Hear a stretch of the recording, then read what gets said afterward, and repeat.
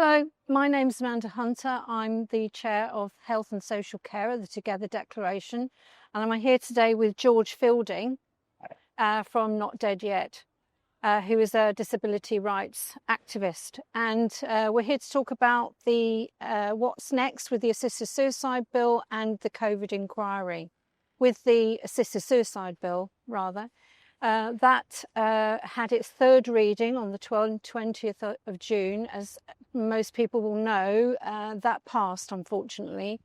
There were 314 votes in favour, 291 against, so a 23 difference of 23 votes. Now, we did make headway there. We halved what the previous reading vote difference was. However, obviously not enough. So it's now going to the Lords, and it will have its second reading in the Lords on the 12th of September. And that is when peers will kind of pitch their tents, let's say, and give their position on the bill. There are 135 peers that we know of who have indicated that they want to speak at that debate. That's an awful lot of peers. So this has obviously got a lot of interest, and that means they will have very little time to speak, 2 or 3 minutes. But this is really sort of setting their position. And then after that, there will hopefully on that day be a vote for it to go to committee, and then it will go to the committee stage, and George is going to take on over from there.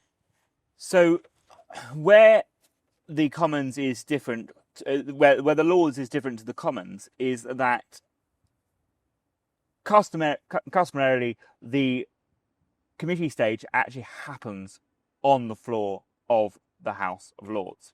And because the very function of the House of Lords is to scrutinise legislation and scrutinise legislation as thoroughly as is required until the House is satisfied that the law that they are looking at is strong enough, that there is no limitation really on how many peers can speak, nor how many amendments can be tabled. So the Lords works differently to the Commons because actually the role of the Speaker isn't as important. In the Commons, it is normally the person who's proposing the amendment that speaks and kind of orchestrates the debate. But in the Lords, it's much more robust. That their very function is to get into the detail of the debate in the committees, which will happen in full view of the public. And so from everybody's perspective, whatever your side of the debate on this, and we are vehemently against, we must seek to participate in the process and strengthen it as much as we can. So there are many organisations and individuals that are squirreling away and working very, very hard at proposing amendments, at constructing a piece of legislation that is as strong as it can be.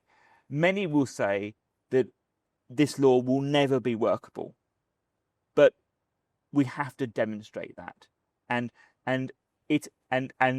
there is a lot of engagement between organisations and the peers themselves who have taken a keen interest in this since the debate started in the Commons, and so there is a lot of hope. There is a lot of hope because there's at least 135 people that want to speak. They will have to demonstrate public scrutiny and engage in this, and it will be in the Lords for a number of months, at least we think until the spring. So, and at that stage, once all the amendments that we wish to propose and have been spoken at in the Lords, that's when it goes back to the Commons for its final vote. But we have not lost hope. Indeed, interest and scrutiny on this is as high as it has ever been, and we are going to have a greater opportunity now that actually it's in the Lords to demonstrate the need to truly scrutinise this in the months to come.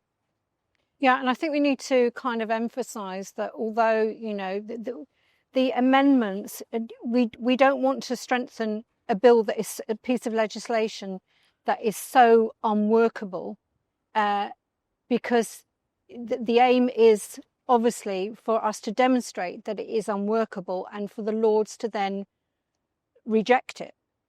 And that is a possibility. It's rare that would happen, but then we have to recognise that this is not a government bill. It's not subject to the same kind of procedure and convention as the House of Commons. They could do this. I mean, some people argue this would be undemocratic, but we have to remember this was not in the manifesto. So this is a bill that was not in the manifesto. The public did not call for this. And the idea that this is widely supported by the public is a nonsense.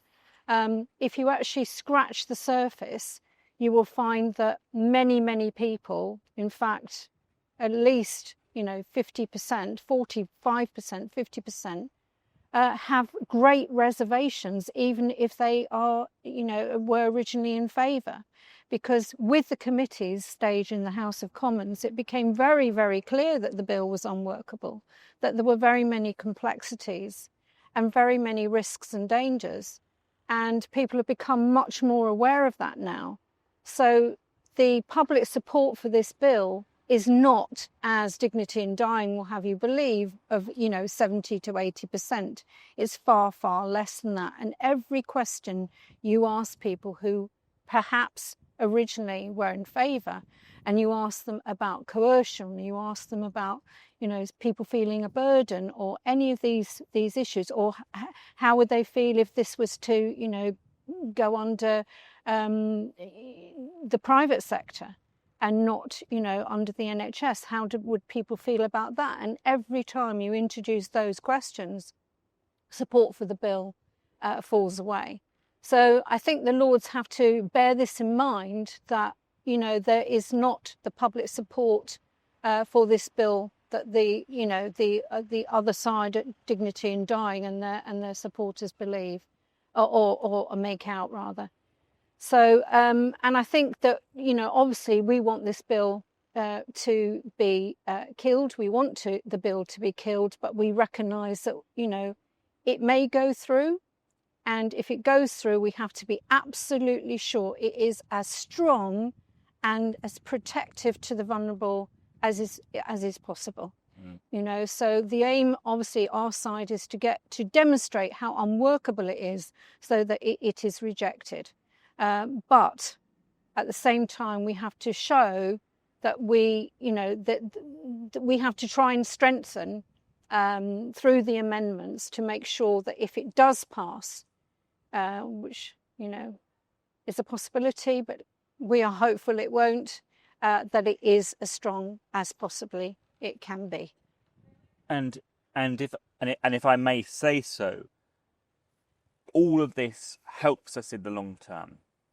If ever a disastrous bill like this was proposed again, in whatever means, having the debate, having the detail on record, demonstrating how unworkable it is in a society that is so unequal in terms of health, in terms of systems, in terms of structures,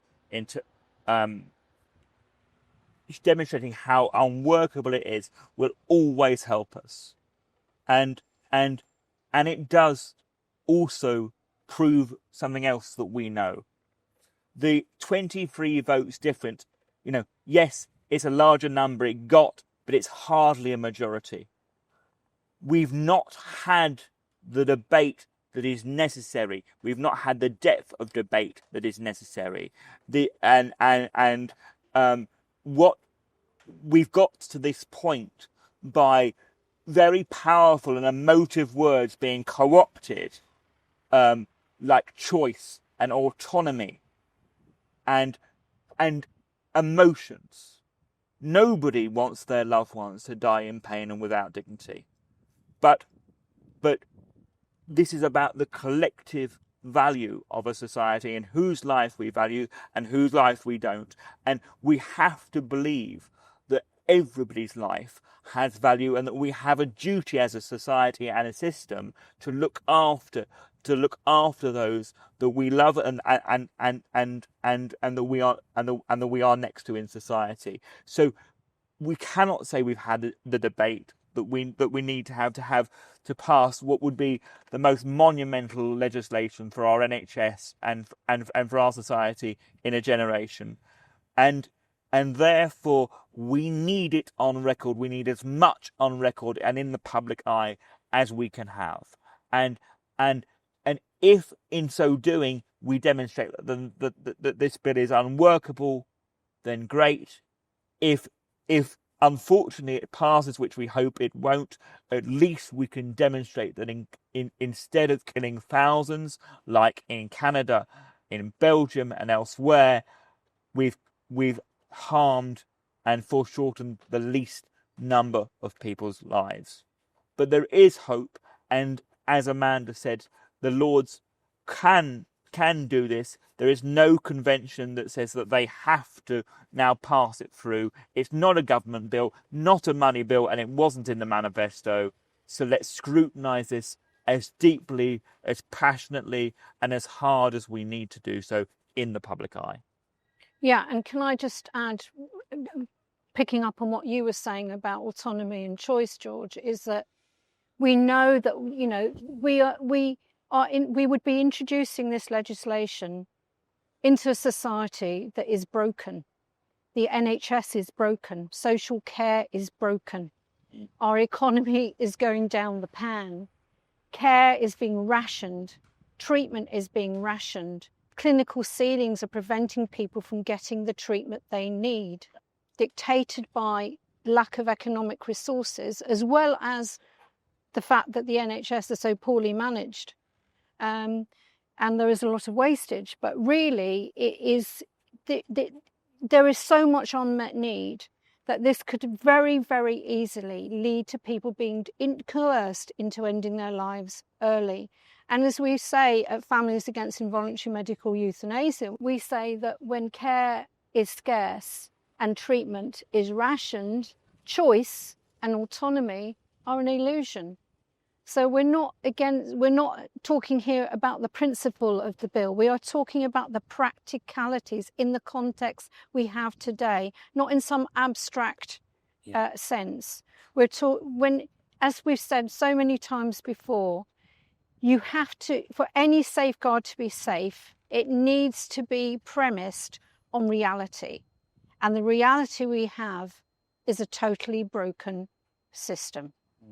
So we really hope that the Lords will see sense and will see how unworkable this bill, this piece of legislation is, and will reject it. And if the government then wants to, because we know that the government supports this bill, they say it's a private member's bill and they've got no position on it. This, of course, is a nonsense. And if they do want to bring it back, then bring it back as a government bill, and we will be ready. We absolutely. And I am doing this work and campaigning on this work alongside Amanda and many others. We also have to recognise that this is anathema to any form of good healthcare service. When somebody's struggling, you don't push them off a bridge, and people will and only want to end their lives when there is no choice. And what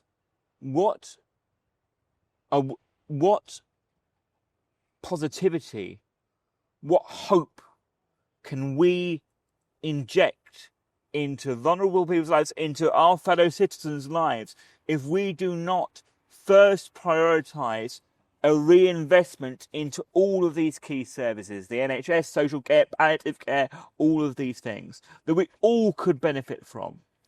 And therefore, my message to anybody watching this is that actually to vehemently be against this legislation is the positive, progressive argument to make. Because everybody's life is worth living and everybody should have the support in their lives to live their lives to their fullest extent. Nobody should be waking up wanting to end their lives, and that is a poor indictment upon society. And if you look, if I may say so, at the economic inequities in this debate, it is quite a privileged position. If in today's society, the only thing you have to worry about, given the cost of living, given the unmet need, given the discriminations that are everywhere in our society, if the only thing you have to worry about is your own death, then sadly that's quite a privileged position. And it isn't the position that most people in our society are in. And that is why, amongst all the other reasons, this does not have the public support, and why we need to scrutinise it as hard and as in detail as we can. So yes, that's where we are with the assisted suicide bill, and we will continue to keep you posted. We'll be there on the 12th of September outside the Lords. We'll be having our demo there, and that will be with other disability groups and other groups who are extremely concerned about what this bill entails. They'll be there too. If you can, come down and meet us there from 9 o'clock in the morning. Thank you.